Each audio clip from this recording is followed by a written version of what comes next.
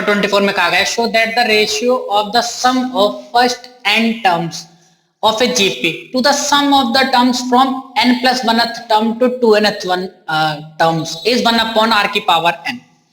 देखिए कोई एक GP है जिसमें हमारे 2n टर्म्स हैं, ठीक है ना।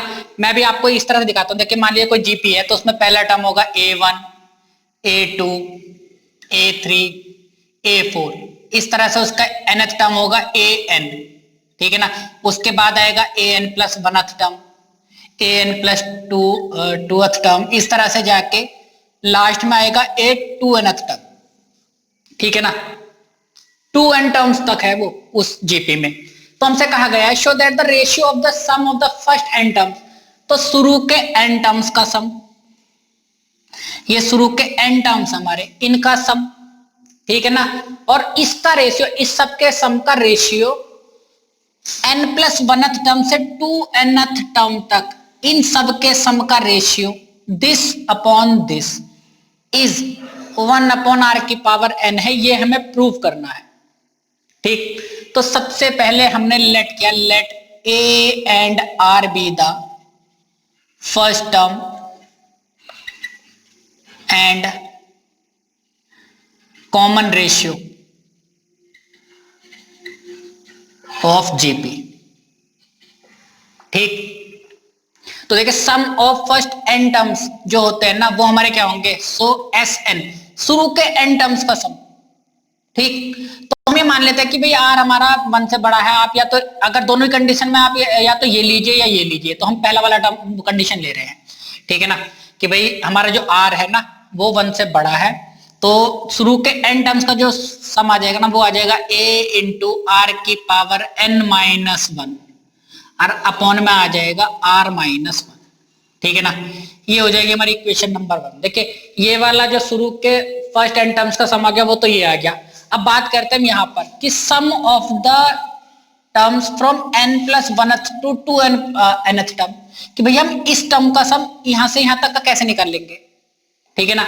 हमारे पास जो फॉर्मूला होता है ना तो वो शुरू से और nth टर्म तक का फॉर्मूला होता है फाइंड करने का, ठीक है ना।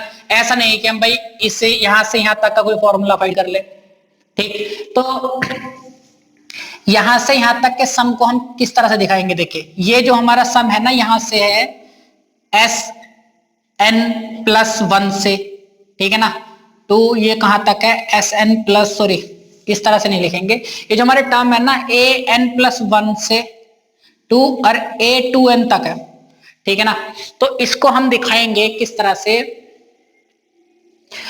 देखिए इतने टर्म का सम को ना हम, इतने टर्म के सम को हम पता किस तरह से लिख सकते हैं कि यहां से यहां तक का सम, ठीक है ना, sum of 2n terms minus sum of this term, इन टर्म्स का सम, ठीक है ना। तो हमारा सिर्फ इतने टर्म का सम बच जाएगा। अगर मैं पहले वाले टर्म से लेके 2n टर्म्स तक का सम फाइंड कर लूं, ठीक है ना, और उसमें से शुरू के n टर्म्स का सम माइनस कर देता हूं, तो मेरे पास कितना बचेगा, सिर्फ n प्लस 1 से 2n टर्म्स का सम बचेगा, ठीक है ना। तो मैं यहां पे लिख रहा हूं sum of terms n plus 1th to 2nth terms, तो वो पता क्या हो जाएगा, ये हो जाएगा S2n माइनस Sn। दोबारा समझ लीजिए, मैं पहले वाले टर्म से लेके 2n टर्म्स तक का सम फाइंड कर रहा हूं, उसमें से शुरू के n टर्म्स का सम माइनस कर रहा हूं, तो मेरे पास जो बचेगा ना वो n प्लस 1 वाले टर्म से 2n टर्म्स तक का सम बच जाएगा, ठीक है ना। इसे सॉल्व करते हैं।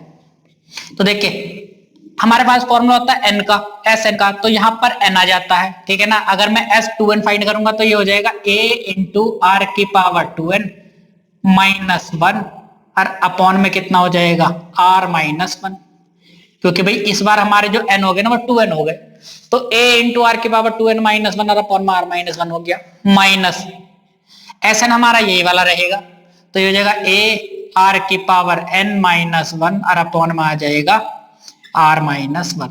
इक्वेशन नंबर हो जाएगी, आ रही है बात समझ में।